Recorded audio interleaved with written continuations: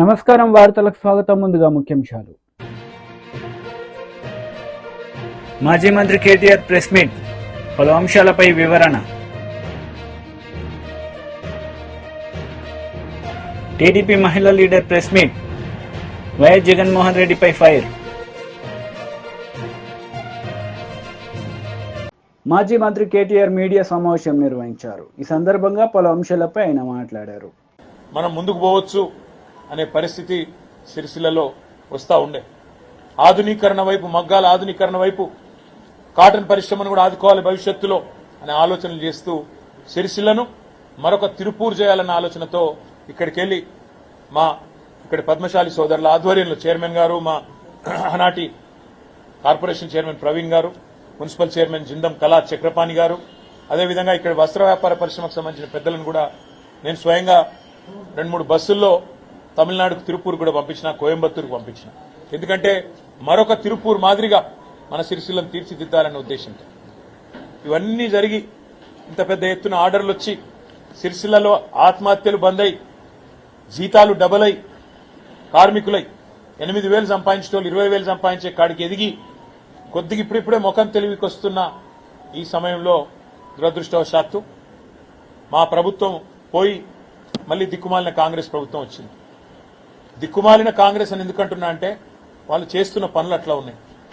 బుర్ర లేదు, నా మీద కోపం, మా పార్టీ మీద కోపం, నన్ను ఇక్కడ నుంచి ప్రజలు 5 సార్లు ఎమ్మెల్యేగా గెలిపించారనే కోపం, ఇక్కడ ఉండే కాంగ్రెస్ అభ్యర్థులను తిరస్కరిస్తున్నారనే కోపం, దాంతో ఆ కక్ష ఇయ్యాల ప్రజల మీద, మా నేతన్నల మీద పగబట్టినట్టే తీర్చుకుంటా ఉన్నారు.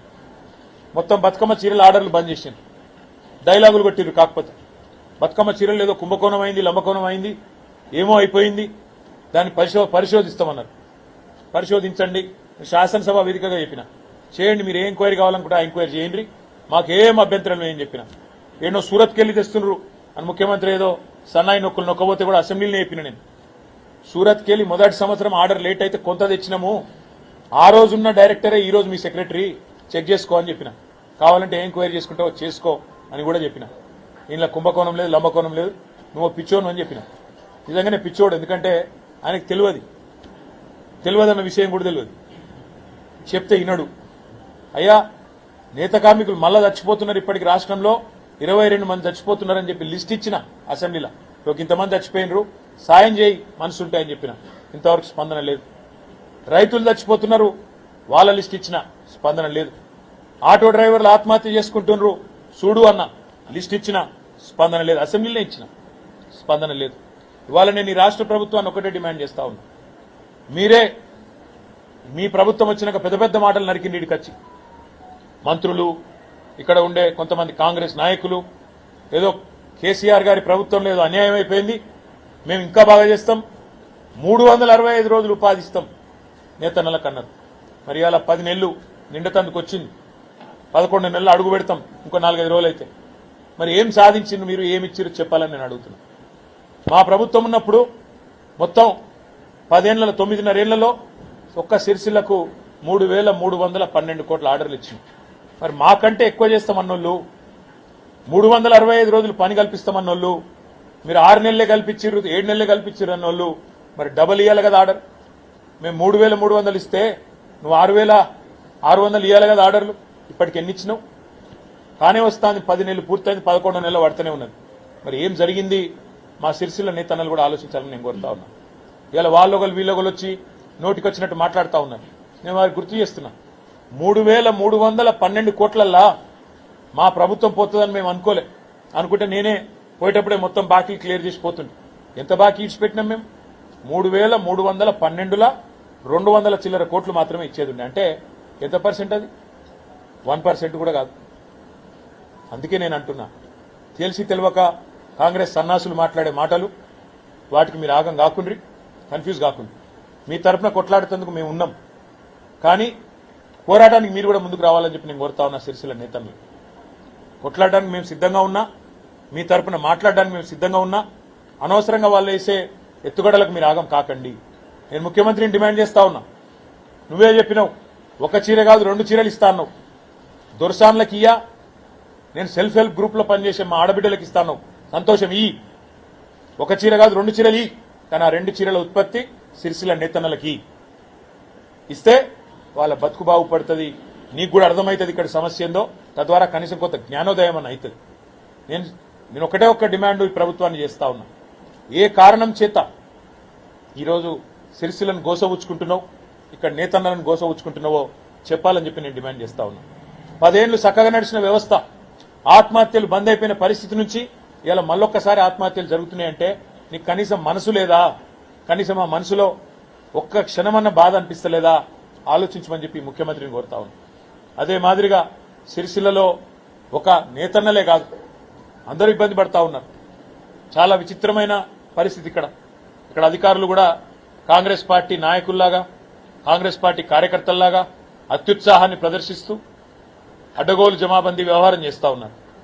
మొన్నటికి మొన్న 54 రేషన్ దుకాణాలు ఇక్కడ మా గతంలో ప్రభుత్వం ఉన్నప్పుడు కొత్త రేషన్ దుకాణాలు పెట్టినాం. చిన్న చిన్న పల్లెలలో, పోతిరెడ్డిపల్లె లాంటి చిన్న పల్లెలో పెట్టినాం. రాగట్లపల్లె లాంటి చిన్న పల్లెల కొత్త గ్రామ పంచాయతీ చేసి అక్కడనే మళ్ళీ వాళ్ళు ఇంకో పక్క ఊరికి పెద్ద ఊరికి పోయి అక్కర లేకుండా ఆడనే దుకాణం పెట్టినాం. దుకాణం పెట్టి ఏం చేసినాం? మేము స్థానికంగా ఉండే మహిళా సంఘానికి అప్పచెప్పినాం. మీరు నడుపుకోండి పొదుపు సంఘం వాళ్ళు, తద్వారా మీకు ఇంత ఆమ్దాని ఉంటుందని చెప్పి పొదుపు సంఘం వాళ్ళకి అప్పచెప్పినాం. మరి నువ్వేం చేసినావు? వచ్చి ఇప్పుడు ఇక్కడ నా చేతిలో 4 సార్లు ఓడిపోయిన ఆయన ఏందో ఆయనే రాజు, ఆయనే మంత్రి అన్నట్టు ఆయన ఇక నేనే నడుపుతా మొత్తం ప్రభుత్వాన్ని, అసలు ఇక అటు రేవంత్ రెడ్డి ఇక్కడ నేను అన్నట్టుగా బీజేపీ లీడర్ మీడియా సమావేశం నిర్వహించారు. ఈ సందర్భంగా పలు అంశాలపై ఆయన మాట్లాడారు.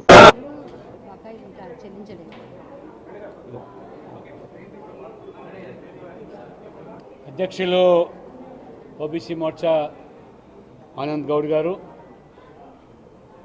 మాజీ మంత్రివర్యులు శ్రీ కృష్ణ యాదవ్ గారు, ఈశ్వరప్ప గారు, రాజేశ్వరి గారు, ప్రేమేంద్ర రెడ్డి గారు, డాక్టర్ కాసం వెంకటేశ్వర గారు, కార్యకర్త మిత్రులు, పాత్రికేయ మిత్రులు, భారతీయ జనతా పార్టీ రాష్ట్ర కార్యాలయంలో చాకలి ఐలమ్మ 129వ జయంతి ఉత్సవాలు ఆనవాయితీగా జరుపుతూ ఈ వృత్తిలో ఉండేటువంటి చాకలి సామాజిక వర్గానికి ఆ వృత్తులను కాపాడాలని, ఆ వృత్తులు ఇంకా ఆధునీకరించి ఈరోజు సంపద సృష్టించేటువంటి ఈ వర్గాలు ఏ కుల వృత్తుల మీద ఆధారపడి జీవిస్తున్నారో నేత, గీత, మత్స, కమ్మరి, కుమ్మరి, వడ్రంగి, చాకలి, మంగలి ఈ అన్ని వృత్తులను నరేంద్ర మోడీ గారు ఈ వృత్తులు లేని, ఈ కులాల మీద ఆధారపడేటువంటి వర్గాలు లేని సమాజమే లేదు.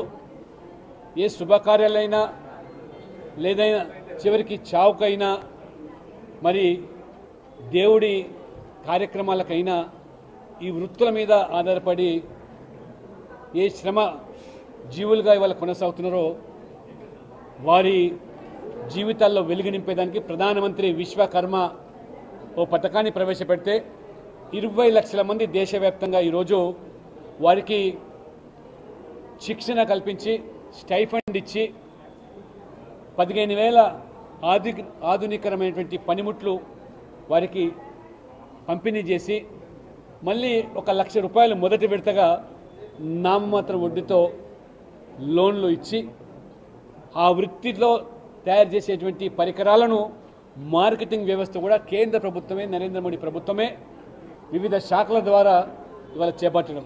అంటే 20 లక్షల కుటుంబాలను ఇవాళ ఏ పల్లెల్లో మరి ఆ వృత్తిని మీద జీవిస్తున్నారో ఆ పల్లె నుంచి పట్టణాలకు వలస రాకుండా ఆర్థికంగా మరి వాళ్ళు నిలదొక్కడమే కాకుండా ఆ గ్రామీణ ఆర్థిక వ్యవస్థకు మరి దోహదపడేటువంటి ఈ వర్గాలకు మరి నిజంగా నరేంద్ర మోడీ గారికి అభినందనలు, ధన్యవాదాలు. ప్రధానమంత్రి విశ్వకర్మ పథకాన్ని మొదటి విడతగా 20 లక్షల మంది, మళ్ళీ రెండో విడత కూడా వారు ప్రకటించడం జరిగింది. అయితే ఈరోజు మన రాష్ట్రంలో కూడా చాకలి ఐలమ్మ ఆనాడు నిజాంకు వ్యతిరేకంగా ఈ ప్రాంతం స్వతంత్రం కావాలి, నిజాం యొక్క ఉక్కు పాదాల నుంచి మరి విముక్తి పొందాలని చెప్పి మరి తిరుగుబాటు చేసి పోరాటం చేసినటువంటి వీరనారి చాకలి ఐలమ్మ. ఆనాడు రజాకాల ద్వారా లేదా నిజాం తొత్తులైనటువంటి ఆ రోజు జమీందారులు దేశ్ముఖులు దొరలకు ఎందుకు పన్ను కట్టాలి, ఇది భూమి నాది, పంట నాది, పండించిన ధాన్యం నాది, ఈ దొరలకు జమీందారులకు ఎందుకు పన్నులు కట్టాలని తిరుగుబాటు చేసినటువంటి మొదటి మహిళ చాకలి ఐలమ్మ.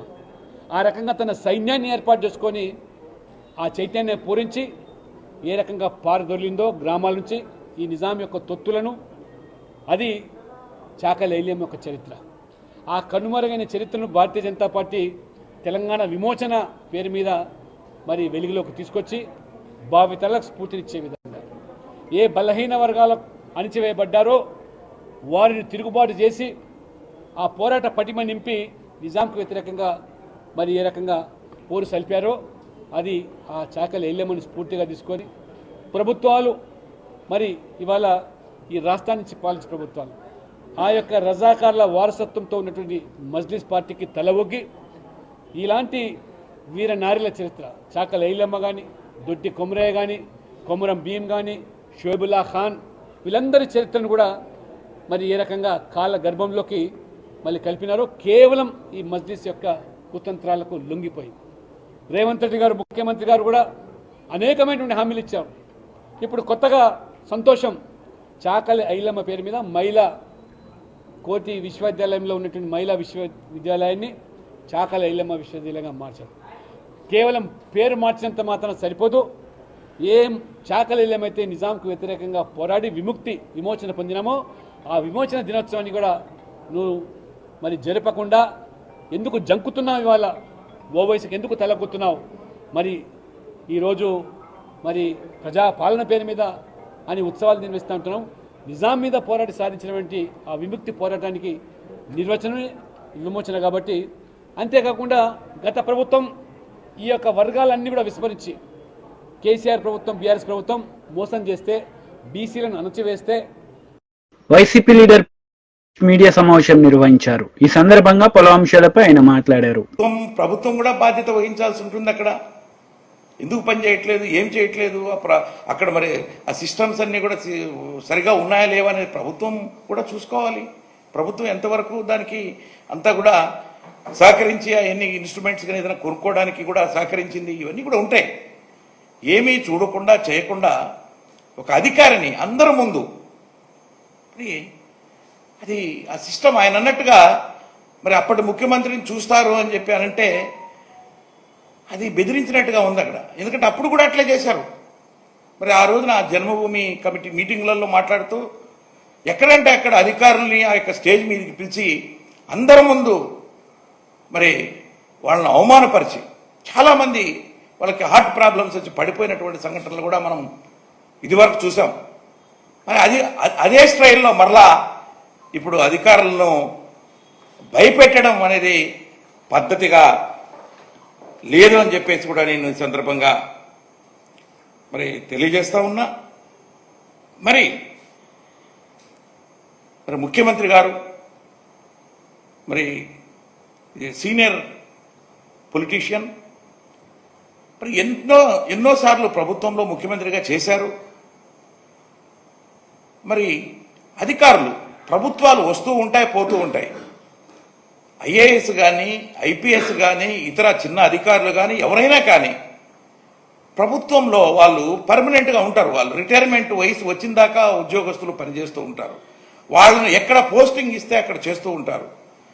ఒక మంచి అధికారిగా పనిచేసి మంచి పేరు తెచ్చుకుంటే వాళ్ళని తీసుకొచ్చి ఒక మంచి పోస్టింగ్స్ ఇస్తారు. వాళ్ళకి బాగా చేయగలుగుతాడు ఇతను, ఆ ఉద్యోగం సక్రమంగా నెరవేర్చగలుగుతాడు అని తీసుకొస్తారు. అలాగే సీఎం ఆఫీసులో కూడా మంచి అధికారులను తీసుకొచ్చి పోస్టింగ్స్ కూడా ఇస్తూ ఉంటారు. అయితే మరి ఎందుకో ఈ మధ్యకాలంలో చూస్తూ ఉన్నాం. మరి మొన్న ఎలక్షన్స్ అయిన తర్వాత గత ప్రభుత్వంలో పనిచేసినటువంటి అధికారులు, కీలక స్థానాల్లో పనిచేసినటువంటి అధికారులు, ఐఏఎస్ వాళ్ళని, ఐపీఎస్ వాళ్ళందరినీ కూడా పక్కన పెట్టి పోస్టింగ్స్ చేయకుండా మరి సీనియర్ మోస్ట్ ఒక డీజీపీ స్థాయి అధికారిని కూడా పక్కన పెట్టడం, కమిషనర్ ఆఫ్ పోలీస్ లెవెల్లో ఉన్నటువంటి డిఐజీ లెవెల్లో ఉన్నటువంటి వాళ్ళని వీళ్ళందరినీ కూడా పక్కన పెట్టి మీరు డీజీపీ ఆఫీస్కు పోయి పొద్దున్నే సంతకం పెట్టి సాయంత్రం వరకు అక్కడ ఎక్కడో వెయిట్ చేసి పోవాలనడం అనేది చాలా హాస్యాస్పదం అని కూడా నేను ఈ సందర్భంగా తెలియజేస్తా ఉన్నా. ఐఏఎస్ ఐపీఎస్ అధికారులు అంటే ఎంతో కష్టపడి వాళ్ళ జీవితంలో ఎంతో కష్టపడి సాధించుకుని ఆ ఉద్యోగము దేశానికే గర్వకారణంగా వాళ్ళ ఉద్యోగాలు చేస్తూ ఉంటే అలాంటి ఉద్యోగాలు ఏ ప్రభుత్వం వచ్చినా కూడా ఎక్కడ వేసినా వాళ్ళు పోయి ఉద్యోగాలు చేస్తూ ఉంటారు. మరి వాళ్ళ చేసే పనితనాన్ని బట్టి వాళ్లకు మీరు పోస్టింగ్స్ ఇస్తూ ఉంటారు. అలాంటి వాళ్ళందరినీ కూడా ఎంతో మరి వందల మందిని పక్కన పెట్టి అధికారులను ఐఏఎస్ ఐపీఎస్ అధికారులని పక్కన పెట్టడము, అదే స్థాయి అధికారుల దగ్గర పోయి చేతులు కట్టుకొని నిలబడడం మనం ఉండండి అనే స్టైల్లో చెప్పడం అనేది చాలా బాధాకరము. అంతతో వదట్లేదు, వాళ్ళ మీద అనవసరమైనటువంటి కేసులు ఈ మధ్యన చూస్తూ ఉన్నారు. విజయవాడలో పనిచేసినటువంటి అధికారుల మీద ముంబై సినీ నటి కేసులో ఇరికించి ఆ అధికారుల్ని సస్పెండ్ చేశారు. 3 ఐపీఎస్ అధికారులతో పాటు ఇంకా ఒక డిఎస్పీసీ వీళ్ళందరినీ కూడా. అంటే ఎక్కడ పోతున్నాం మనం? టీడీపీ లీడర్ మీడియా సమావేశం నిర్వహించారు. ఈ సందర్భంగా పలు అంశాలపై ఆమె మాట్లాడారు. తిరుపతి లడ్డు క్వాలిటీ తగ్గింది, దాని మీద చర్యలు తీసుకోండి అని చెప్పేసి సంబంధిత అధికారులకి ఒక విజ్ఞప్తి చేసుకొని రావడం జరిగింది. ఇదే కాకుండా ఈరోజు దీని నుంచి తప్పించుకోవడానికి ఎట్లా పడితే అట్లా విమర్శలు చేస్తా ఉన్నారు. అసలు ప్రజలందరూ చూస్తున్నారు. కొంతమంది పెద్దవారు సొసైటీలో పెద్ద పెద్ద హోదాల్లో ఉన్నవాళ్లు ఎంత అధ్వానంగా మాట్లాడుతున్నారంటే తప్పు చేసిన వాళ్ళు తప్పు చేసినాము అని చెప్పేసి ఒప్పుకోవడము, లేకపోతే మౌనంగా ఉండడం చేయాలా. కానీ దొంగే దొంగ దొంగ అన్నట్టు వీళ్ళే తప్పు చేసి వీళ్ళే దీనికి గుళ్ళల్లో పూజలు చేయడము, తిరుమలకి కాలినడకపోవడం అంటే కొత్త కొత్త డ్రామాలు మొదలు పెట్టారు. ప్రజలందరూ గమనిస్తున్నారు మీ యొక్క నాటకాలని.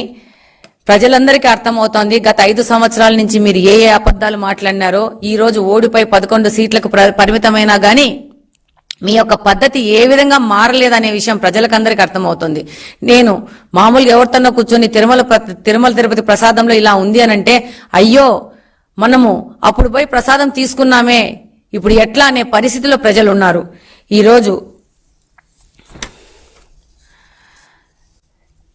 ఈరోజు ఈ ప్రక్షాళన చేస్తున్నామని చెప్పేసి చంద్రబాబు నాయుడు గారి పాలనలో ఏదో జరిగింది, అందుకని పూజలు చేస్తున్నాం, ప్రక్షాళన చేస్తున్నామని అంటున్నారు. ప్రజలు దీన్ని చూసి నవ్వుతున్నారు. ఈరోజు ప్రక్షాళన చేస్తామని చేస్తున్నారు కదా, మీ యొక్క భార్యని ఏ రోజైనా కానీ మీరు తిరుమల దేవస్థానానికి తీసుకెళ్లారా? ఈరోజు కాలినడక మీద మీరు తిరుమలకి వెళ్తున్నాం అంటున్నారు. ఇప్పుడు మొదటిసారి మీరు తిరుమలకి వెళ్తున్నారా కాలినడకనా? ఇంతకు ముందు ఎప్పుడైనా వెళ్లారా? లేకపోతే ఈ యొక్క అపవాదు నుంచి తప్పించుకోవడానికి ఈ నడక అనే కొత్త నాటకాన్ని మీరు మొదలు పెడుతున్నారా అనేది మేము ఈ సందర్భంగా మిమ్మల్ని ప్రశ్నిస్తున్నాం. ఈరోజు ఈ వైసీపీ వాళ్ళు తిరుమల దేవస్థానాన్ని ఒక ఏటీఎం లాగా మార్చేసుకున్నారు.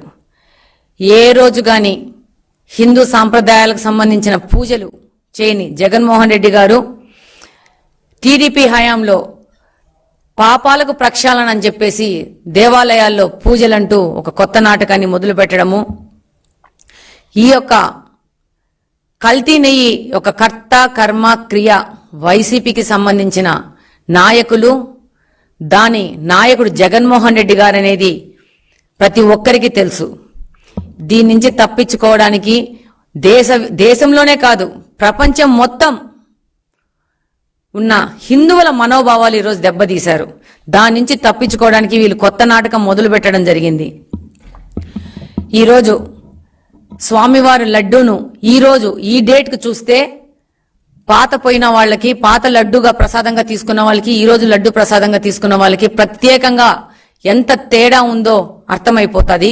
ప్రతి ఒక్కరు ఇదే మాట్లాడుకుంటున్నారు. ప్రపంచవ్యాప్తంగా తిరుమల దేవస్థానం యొక్క లడ్డూకు ఎంతో విశిష్టత ఉంది. ప్రతి ఒక్కరూ తిరుపతి లడ్డూ కోసం ఎదురు చూసే పరిస్థితుల నుంచి తిరుపతి లడ్డూ మనం తిన్నామా ఈ 5 సంవత్సరాల్లోనే బాధపడే స్థితికి ఈ వైసీపీ ప్రభుత్వము మన తిరుపతి దేవస్థానాన్ని తీసుకొని వచ్చింది.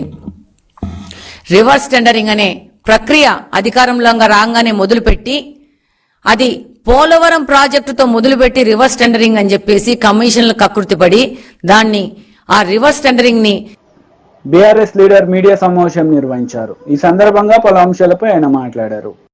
యునెస్కోతో గుర్తింపు పొందిన రామప్ప దేవాలయానికి జరగబోయే పెనుముప్పు గురించి మాట్లాడారు.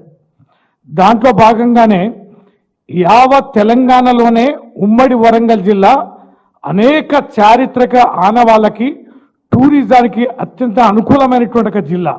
భద్రకాళి దేవస్థానం కానీ, 1000 స్తంభాల గుడి కానీ, కాకతీయుల కోట కానీ, కళాతోరణం, తర్వాత పోతే సమ్మక్క సారక్క జాతర 2 ఏళ్లకోసారి జరిగే జాతరకి దాదాపు 1.5 నుంచి 2 కోట్ల మంది ప్రజలు హాజరవుతే ప్రతిరోజు కూడా కొన్ని వేల మంది సమ్మక్క జాతరకు వస్తుంటారు.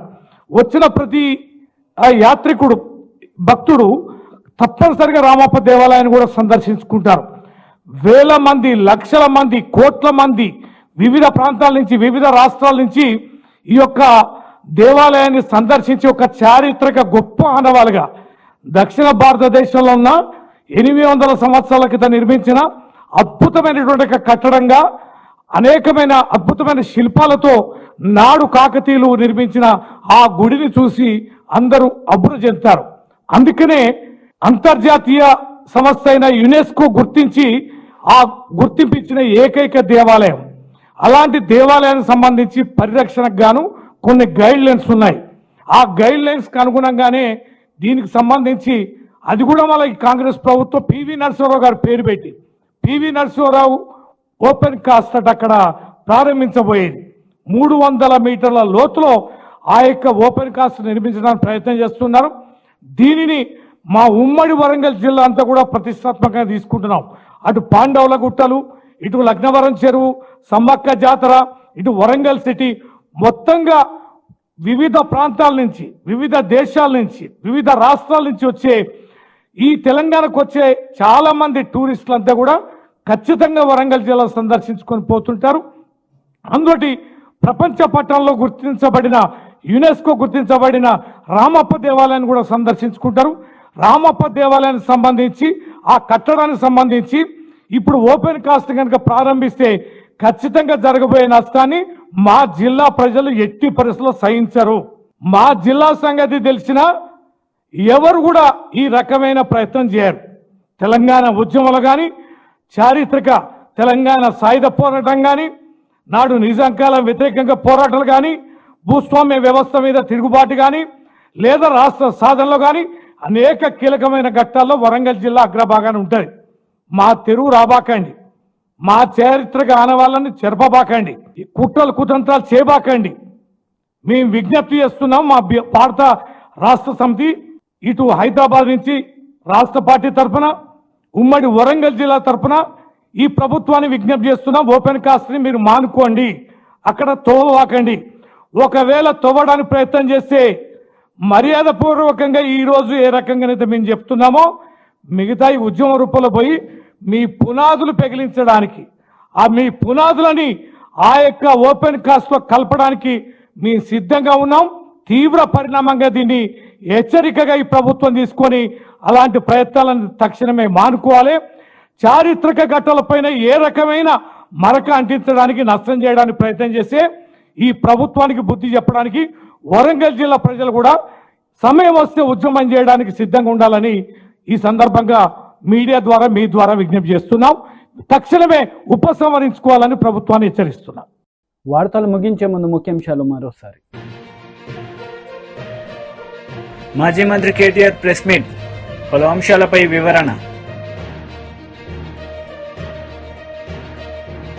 టీడీపీ మహిళా leader press meet, YS Jaganmohan రెడ్డిపై ఫైర్. ఈ వార్తలు ఇంతటితో సమాప్తం. తిరిగి ప్రసారమయ్యే వార్తల్లో మళ్ళీ కలుద్దాం. అంతవరకు సెలవు. నమస్తే.